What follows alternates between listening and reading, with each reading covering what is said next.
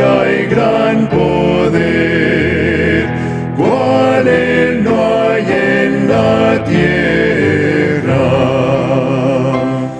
Nuestro valor es nada aquí, con el todo es perdido, mas con nosotros luchará de Dios el escogido.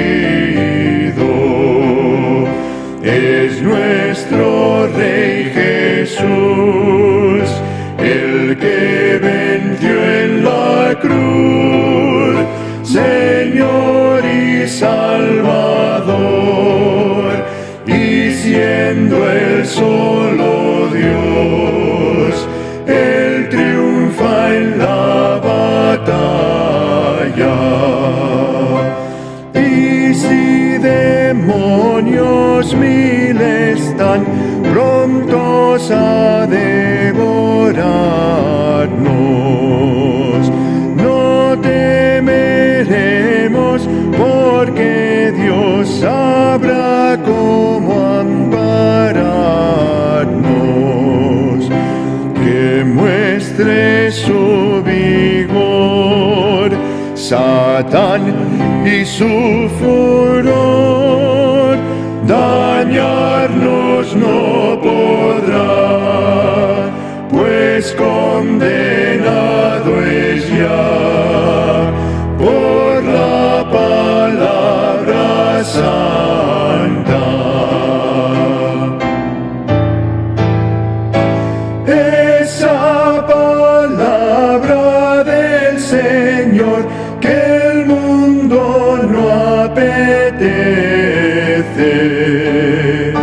por el Espíritu de Dios muy firme permanece.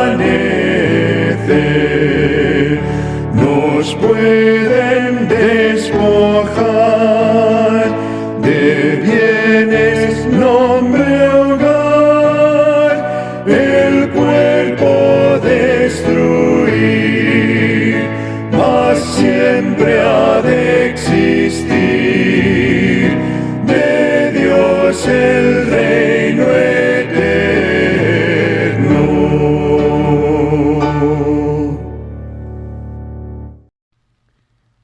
Buenas tardes, hermanos. Vamos a continuar el estudio del libro de Joel que iniciamos a principios de abril, y vamos a continuar en donde lo dejamos, en el verso 14 del capítulo 1. Vamos a comenzar ahora con el 15. Vamos a leer del 15 al 20 y vamos a leer también el verso 1 del capítulo 2. Dice así: Joel 1 del 15 al 20. Ay del día, porque cercano está el día de Jehová, y vendrá como destrucción por el Todopoderoso. ¿No fue arrebatado el alimento de delante de nuestros ojos, la alegría y el placer de la casa de nuestro Dios? El grano se pudrió debajo de los terrones, los graneros fueron asolados, los alfolíes destruidos porque se secó el trigo. ¿Cómo gimieron las bestias? Cuán turbados anduvieron los hatos de los bueyes porque no tuvieron pastos. También fueron asolados los rebaños de las ovejas. A ti, oh Jehová, clamaré, porque fuego consumió los pastos del desierto, y llama abrazó todos los árboles del campo. Las bestias del campo bramarán también a ti, porque se secaron los arroyos de las aguas, y fuego consumió de las praderas del desierto. Verso 1 del capítulo 2. Tocad trompeta en Sión, y dad alarma en mi santo monte. También todos los moradores de la tierra, porque viene el día de Jehová, porque está cercano. Vamos a orar. Padre nuestro que estás en los cielos, delante de tu presencia estamos en esta tarde, dándote gracias por tu amor, por tu misericordia y por tu bondad. Padre, clamamos ante ti ahora que nos disponemos a estudiar de tu palabra. Guíanos, derrama tu Espíritu Santo sobre cada uno de nosotros de tal forma que podamos entender, comprender y apropiarnos de las verdades de tu palabra y hacerlas parte de nuestra vida. Señor, enséñanos. Delante de tu presencia estamos, en el nombre de Cristo Jesús. Amén. De este libro, de este pasaje que estamos leyendo del libro de Joel, el profeta dice: ay del día, porque cercano está el día de Jehová. El día de Jehová, del que se habla aquí, también es, en otras partes de la Biblia, habla como el día del Señor. Y este día del Señor puede tener diferentes acepciones. Puede ser el día de reposo, el Sabbat. Puede ser también el día del juicio, el día final. Y al que se está refiriendo Joel aquí no es al día de reposo, no es al sábado, no se está refiriendo al día que tenían los judíos para su tiempo de adoración y de tiempo de encuentro con Dios. Se refiere al día final. ¿Y por qué estoy hablando del día del Señor como día final? Estoy hablando de él porque últimamente estamos recibiendo mucha información de parte de los medios de comunicación con respecto a cosas que están ocurriendo, con virus que nos están atacando, enfermedades, pestes. Pero también viene información no solo de los medios de comunicación, sino de las redes sociales y del boca a boca también, de personas hablando de que los tiempos se acortan, de que podríamos estar ya en los últimos tiempos. Y hay mucha gente asustada con esto, hay muchas personas que están haciendo muchas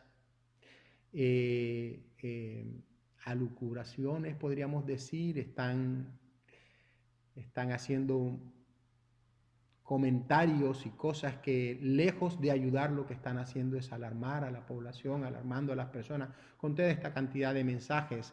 Inclusive hay gente que hace poco leí en la BBC que decía un hombre que estábamos al borde de la extinción. Luego habían otras personas diciendo: mira que tenemos un meteorito que va a pasar no sé cuándo y que estos son los tiempos que se acercan. Luego otro que estaba diciendo, hasta ovnis están hablando y están diciendo muchas cosas. La gente por las redes sociales, por YouTube y por todo esto, y están alarmando a la población de una manera que lo único que demuestra es desconocimiento de la palabra de Dios. Y lo que vamos a hacer en este momento con respecto a el día del Señor, el día de Jehová, es vamos a empezar a buscar en la palabra de Dios. ¿Qué dice la Biblia con respecto a esto? La palabra del Señor habla muchísimo de este tema. Habla muchísimo y nos ilustra muy bien. Y vamos a comenzar desde el principio con esto. Y lo vamos a ver en Mateo 13. En las parábolas de Mateo 13 vemos lo que se está cumpliendo en este tiempo, en esta era, desde la primera venida del Señor Jesús hasta la segunda venida, que es en donde estamos viviendo en este momento.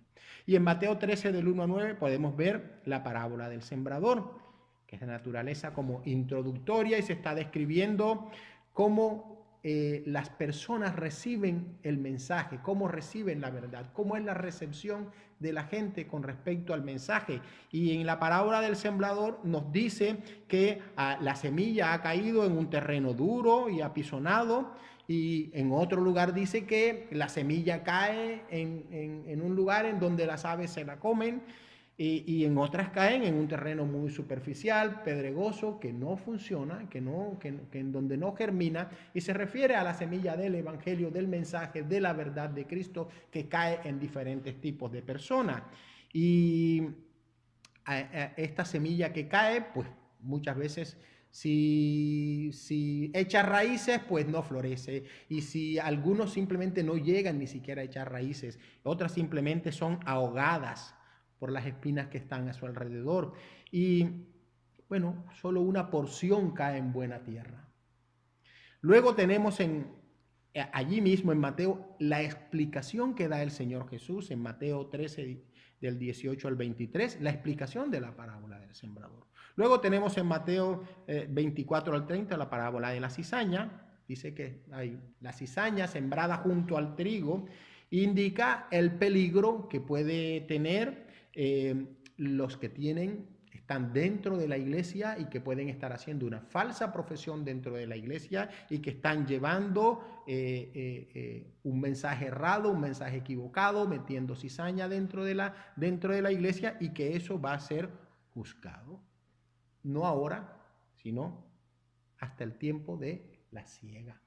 Luego tenemos la parábola de la semilla de mostaza, que indica el rápido crecimiento del cristianismo desde un pequeño grupo de personas hasta convertirse en un gran movimiento. ¿Cómo fue el crecimiento de esto? ¿Cómo fue el crecimiento del cristianismo? Comenzando con los apóstoles.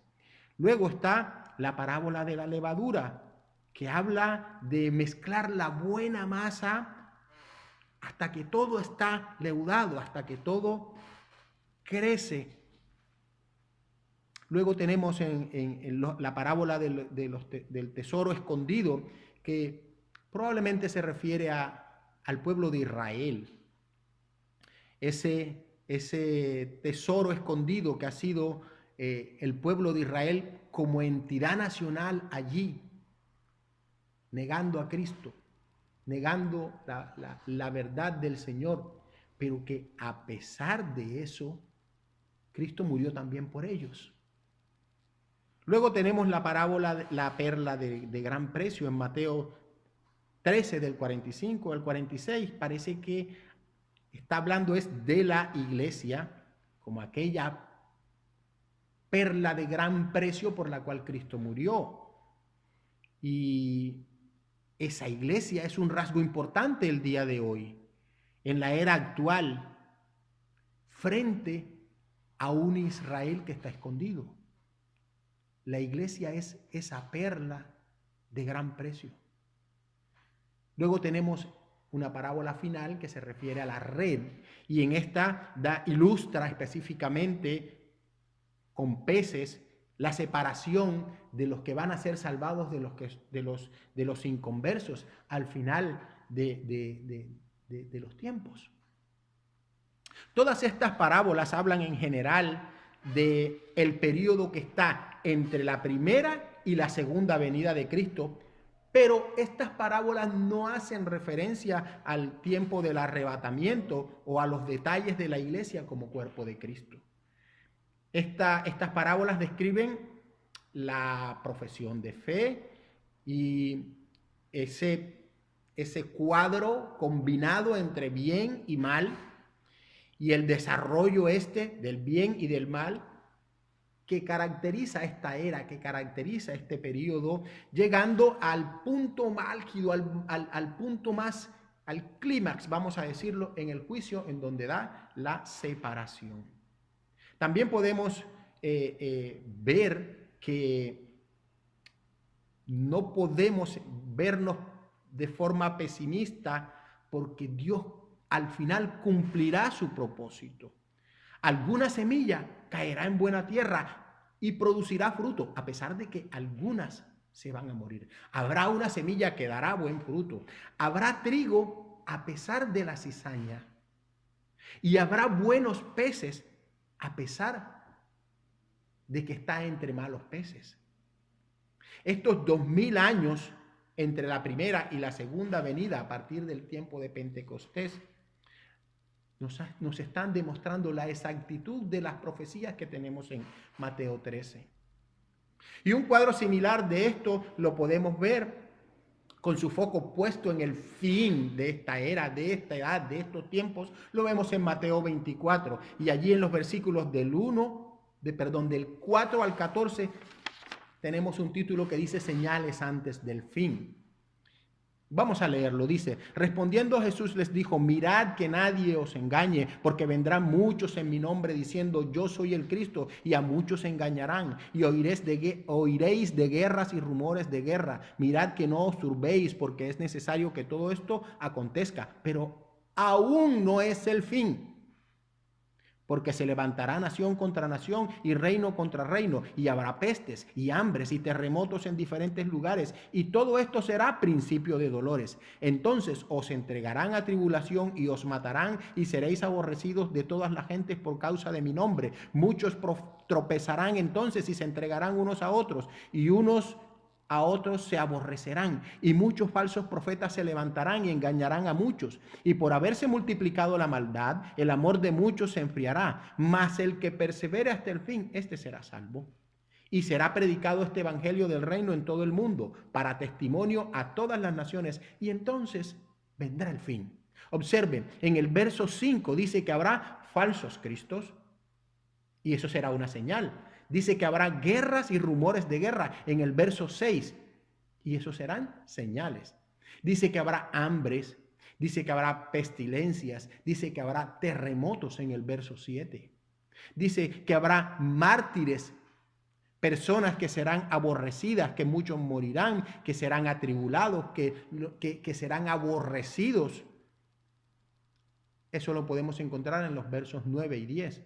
También dice en el verso 12 que habrá un enfriamiento de parte de las personas en el fervor hacia Cristo. Habrá iniquidad abundante, dice la palabra en el verso 12. Y en el verso 14 dice que el evangelio del reino es predicado en todo el mundo. Observe algo. Desde el principio de los tiempos han existido falsos cristos. Desde el principio de los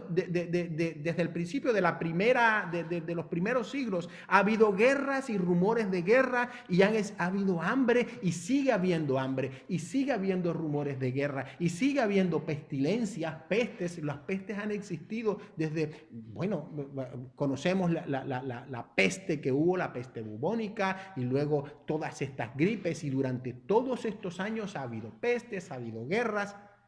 Y también ha habido mártires, a Esteban, a Pablo, a Pedro, a Jacobo, a todos y muchísimos más que fueron sacrificados y fueron mártires. Y hoy en día sigue habiendo mártires de personas que han llevado el evangelio y hoy siguen siendo.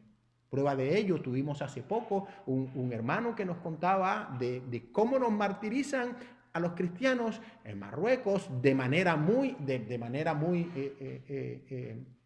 distante, que si tú predicas el evangelio pues vas a tener problemas, o inclusive en Egipto, cuando vimos al hermano que vino de Puertas Abiertas, que nos contaba cómo era el evangelio en esos lugares en donde la iglesia es perseguida. Y eso existe, y eso ha existido siempre. Esas señales han estado allí. ¿Ha habido un enfriamiento de la gente? Sí, ha habido falsos profetas, gente hablando, y tenemos infinidad de falsos profetas, de personas hablando y dando profecías que son falsas, desde el principio de los tiempos, desde la Edad Media, desde la época del Imperio Romano, y ahora también los seguimos viendo. Pero una de las cosas que yo estoy viendo aquí es, ¿realmente se ha predicado el evangelio en todas partes del mundo? ¿Está el evangelio, la palabra de Dios, distribuida en el mundo entero? Buena pregunta. ¿Se está realmente predicando el evangelio? Entonces, yo creo que todas estas señales se han venido viendo desde el principio de los tiempos. Y no es tiempo de alarmarnos porque tenemos un virus o porque hay un rumor de guerra aquí, o porque esa no es la idea. Otro rasgo de la edad presente será la creciente apostasía de entre los inconversos que hay dentro de la iglesia. Y el apóstol Pedro resume bien esto, nos da su palabra y nos muestra el apóstol Pedro allí en segunda de Pedro, nos muestra allí en 2:1, por ejemplo, la negación de la persona y deidad de Cristo. También vemos allí la negación de la obra de Cristo que nos compró cuando murió en la cruz. Podemos ver eso también allí, la apostasía moral que hay en la gente, que se apartan de las normas morales. Podemos ver, vamos a leerlo. Dice segunda de Pedro 2, 1 al 3. Vamos a leer hasta allí. Pero hubo también falsos profetas entre el pueblo, como habrá entre vosotros falsos maestros, que introducirán encubiertamente herejías destructoras y aún negarán al Señor que los rescató, atrayendo sobre sí mismo destrucción repentina. Y muchos seguirán sus disoluciones, por causa de los cuales el camino de la verdad será blasfemado, y por avaricia harán mercadería de vosotros con palabras fingidas. Sobre tales, ya de largo tiempo la condenación no se tarda, y su perdición no se duerme. Luego, en el capítulo 3, podemos ver allí en el verso del 1 al 13, habla de el apartamiento de la doctrina. Dice que habrá gente que negará la doctrina, que negará la segunda venida de Cristo y los juicios que se relacionan con esto. Y esto lo seguimos viendo.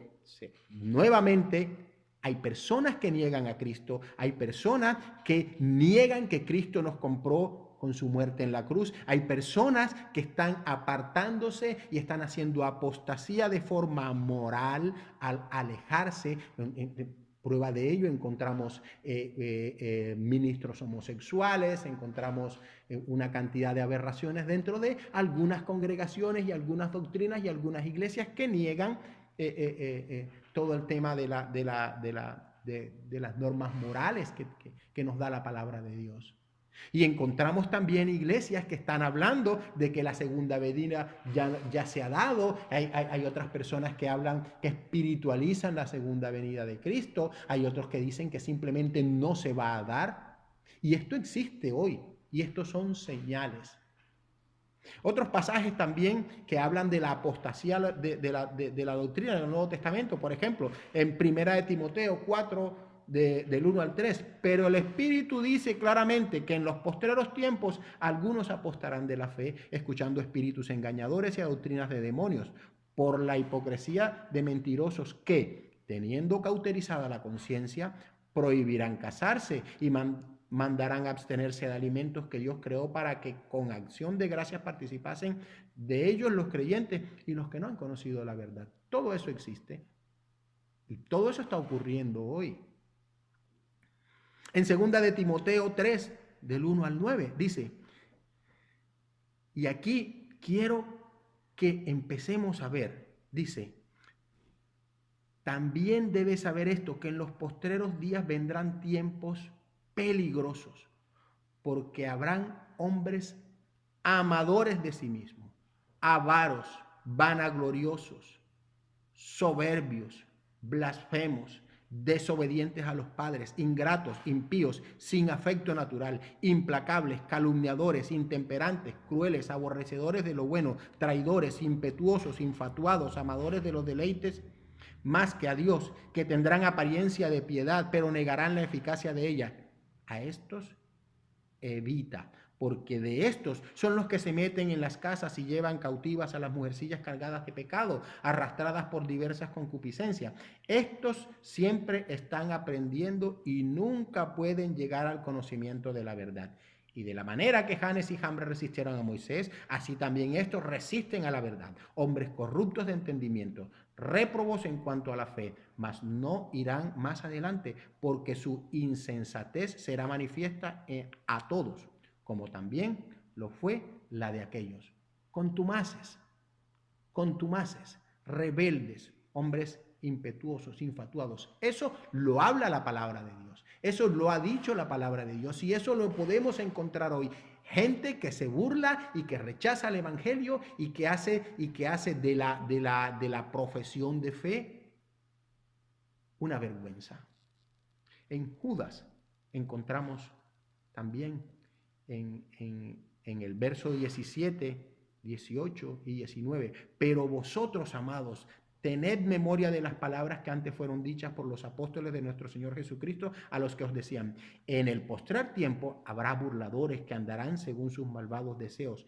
Estos son los que causan divisiones, los sensuales que no tienen al Espíritu. Nada de esto que está ocurriendo es nuevo. todas estas profecías de apostasía en gran escala dentro de la iglesia se están cumpliendo a partir del primer siglo y hasta el presente. Están ocurriendo desde mucho antes. Esto no es nada nuevo. La apostasía final ocurrirá después que la iglesia sea arrebatada y quede en el mundo solo la porción de un grupo de personas dentro de la iglesia que profesaron la fe, pero que no fueron salvos, porque también esos ocurren. Eso será lo que llaman la iglesia profesante. Estuvieron dentro de la iglesia, aprendieron un comportamiento, aprendieron maneras, se sabían la Biblia de memoria, oraban, se vestían muy bien, asistían todos los, pero nunca fueron salvos. Esta es la iglesia profesante y esta gente no será arrebatada porque no ha sido salvo. Esa gente no entregó su corazón no cambió y no fue salvo. La edad presente en lo que se refiere al propósito de Dios es llamar a su iglesia, Y esto, lo que dice la palabra de Dios es que cuando Él venga, los llamará y se los llevará bruscamente en lo que llamamos el arrebatamiento. Y a partir del arrebatamiento, entonces continuará ese periodo de lo que se llama el día del Señor, que incluye todo el tiempo de la tribulación y la gran tribulación y la segunda venida de Cristo y el milenio. Y al final, cuando llegue el juicio, al final del milenio, eso se ha llamado también el periodo, el día del Señor, al que hace referencia el profeta Joel. Este tiempo del Señor, en este día, los cristianos no van a estar presentes, sino cuando regresemos con Cristo en la segunda venida. Nosotros, dice la palabra del Señor, que seremos arrebatados. Dijo. Primera de Corintios 15, 51 al 53 dice, he aquí os digo un ministerio, no todos dormiremos, pero todos seremos transformados en un momento, en un abrir y cerrar de ojos a la final trompeta, porque se tocará la trompeta y los muertos serán resucitados incorruptibles y nosotros seremos transformados en el tiempo del arrebatamiento. Dice Primera de Tesalonicenses 4, dice, tampoco queremos, hermanos, que ignoréis acerca de los que duermen. Esto se refiere a los que han muerto. Para que no os entristezcáis con los otros que no tienen esperanza. Porque si creemos que Jesús murió y resucitó, así también traerá Dios con Jesús a los que durmieron en él. Por lo cual os decimos esto en palabra del Señor, que nosotros que vivimos, que habremos quedado hasta la venida del Señor, no precederemos a los que durmieron, porque el Señor mismo, con voz de mando, con voz de arcángel y con trompeta de Dios descenderá del cielo, y los muertos en Cristo resucitarán primero. Luego nosotros, los que vivimos, los que hayamos quedado, seremos arrebatados juntamente con ellos en las nubes para recibir al Señor en el aire, y así estaremos siempre con el Señor. Por tanto, alentaos los unos a los otros con estas palabras. Esto ocurrirá en el arrebatamiento. Primero resucitarán y luego los resucitados y la iglesia que esté presente será arrebatada y llevada con Cristo. No viviremos la tribulación y regresaremos con Cristo en su segunda venida. Vendremos con Cristo, dice el regreso del Señor con sus santos. Primero vendrá por sus santos y después con sus santos. Y nosotros regresaremos con Él.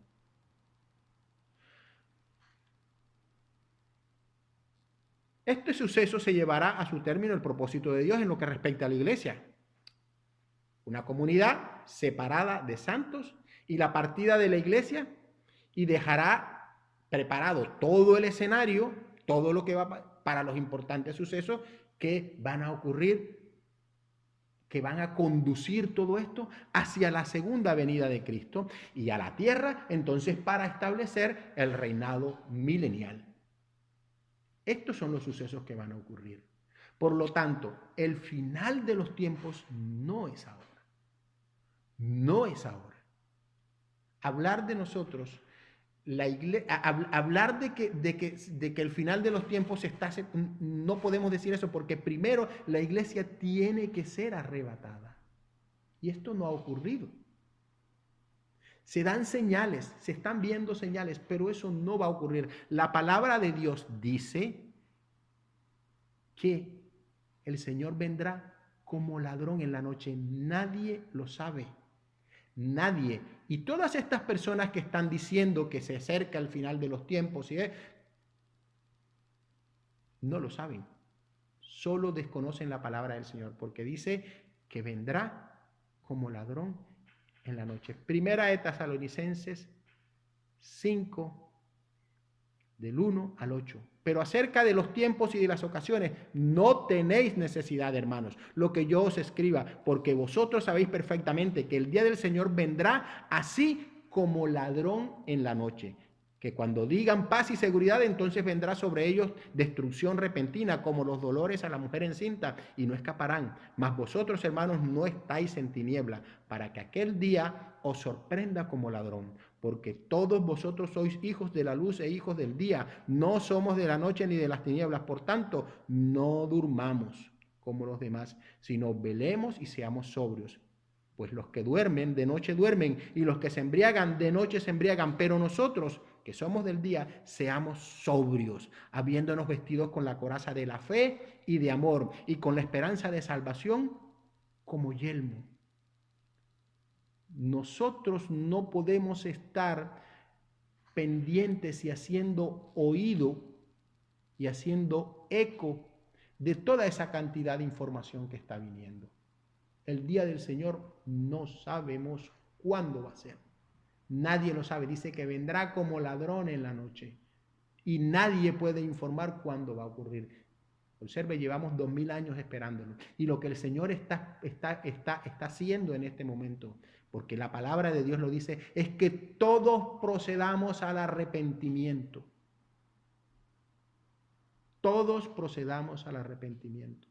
Eso es lo que dice la palabra de Dios. Por lo tanto, empezar a alterarnos, empezar a replicar toda esa cantidad de mensajes que te mandan por el WhatsApp, que te mandan por los Facebook, que te mandan por el YouTube, que te mandan... No vamos a hacernos ecos de esto. Por favor, no pongamos oído a esto, porque esto lo que demuestra es ignorancia de la palabra. Nosotros, como dice, somos de día. Somos de día, somos de luz. Y no andamos en las tinieblas. La palabra de Dios es quien nos ilumina y es quien nos muestra, quien nos enseña. Si usted escucha eso en la televisión o lo lee en un periódico o lo lee en un portal de noticias, pues mire, hágale saber que no es verdad.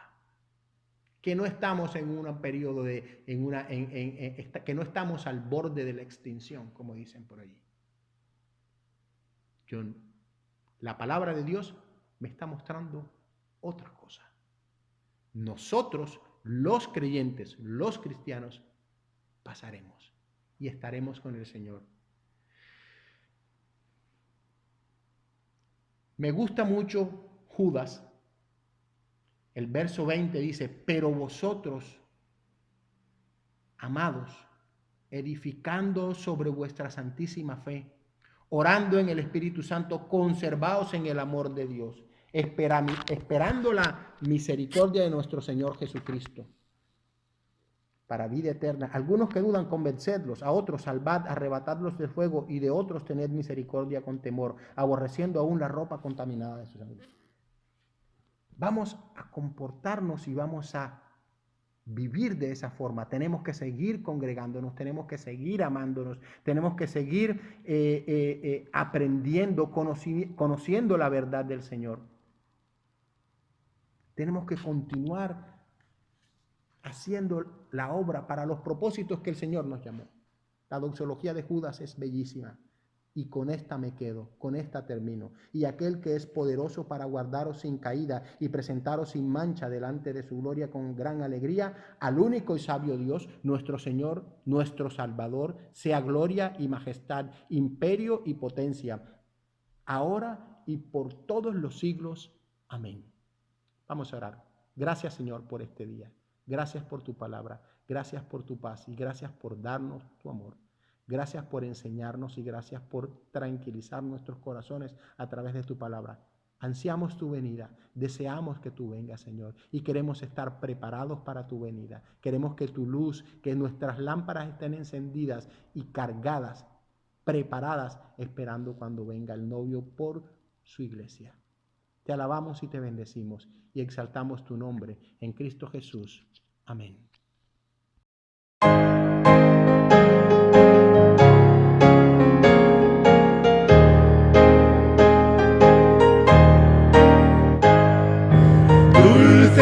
Comunión, la que gozo ya en los brazos de mi Salvador. Qué gran bendición en su paz me da. Hoy yo siento en mí su tierno amor. Libre de penas, salvo de dudas, del pecado y del temor.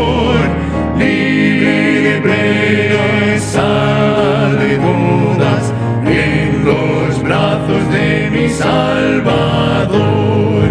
Cuán dulce es vivir, cuán dulce es gozar en los brazos de mi Salvador.